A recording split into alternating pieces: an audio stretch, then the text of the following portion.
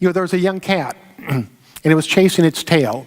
Around and around and around in circles it would go, always chasing and never catching. And the old wise cat came by, saw the young cat, and said, "What on earth are you doing?" The young cat said, "Well, I just came from cat philosophy school. And they told me that happiness is in my tail, so if I catch my tail, I'll be happy forever." "Ah," the old cat said, "I went to cat philosophy school too. And I also learned that happiness is in my tail. But I learned if I just leave it alone, it follows me wherever I go."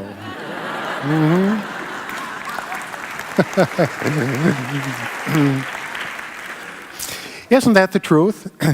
That if we just bring ourselves back to the present moment, instead of chasing something and never getting it, or trying to get rid of something that we can't get rid of, and we always discover that there's a certain degree of happiness that's to be had always. Sitting here right now, in this moment, none of you have problems. Right now, in this moment, you might have come from a problematic situation before you came here, and you might move back into it and you leave, but right now, here in the present moment, things are good. Don't you think? There's no problems, there's no anguish, there's no misery right here, right now. But see, we have a tendency to let our minds wander from the present moment, and we wander into the past and think, "Oh my God, how could I have done that? Or how could that person have treated me that way? Or I feel so shameful or so guilty about what I did." Or our minds wander into the future. "How am I going to handle this? Oh my God, I've got Aunt Bessie coming for Thanksgiving dinner and she never works out. And I just don't know what I'm going to do." But right now in the present moment, everything is okay.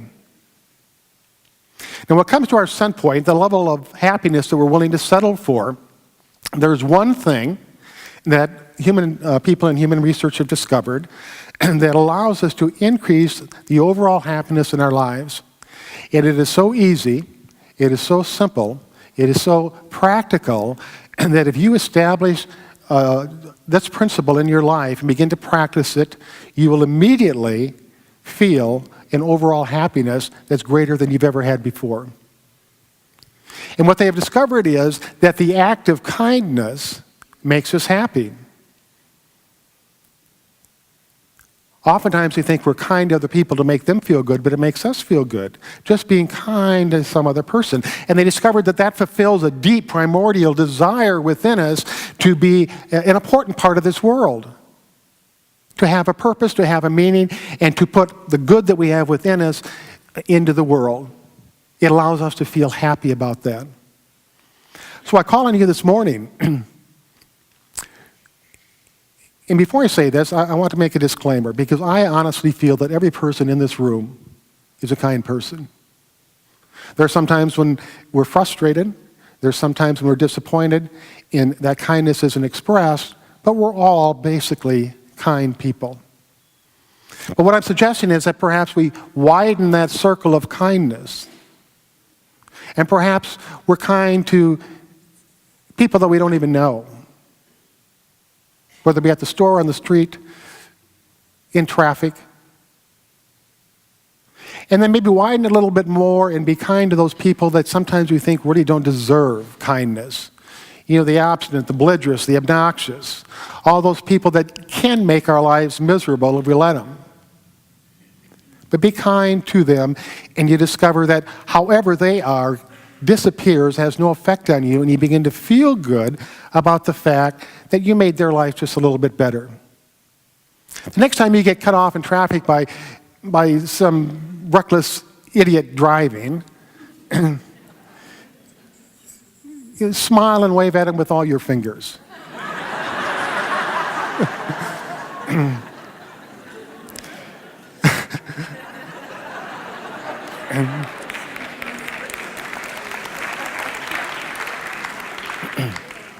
Now, that's going to be a little bit more difficult for me than the rest of you, because I'm a very sensitive driver and harshly critical, but I'm going to try that.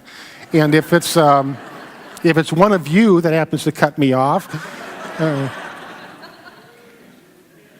anyway, let's just think about that. We're here, and it's actually called random acts of kindness. We don't go forth with the intention of being kind. It's not a shallow kindness. It's not a forced expression. It's not hollow, lack of emotion, but it's really a deep-seated, heartfelt, emotional kindness that you just feel like doing because the opportunity is there for you to be kind to somebody or something. As we go into meditation, let's think about that. Random acts of kindness. Think about the week coming up with the holidays, all the different people that are going to come into your life, and your only opportunity to really improve their life is to be kind to them. We don't have to love everybody. We don't have to be in the presence of everybody. We don't have to hang out with certain people, but we can be kind to everyone, and our happiness will increase as a result. We'll now move into meditation.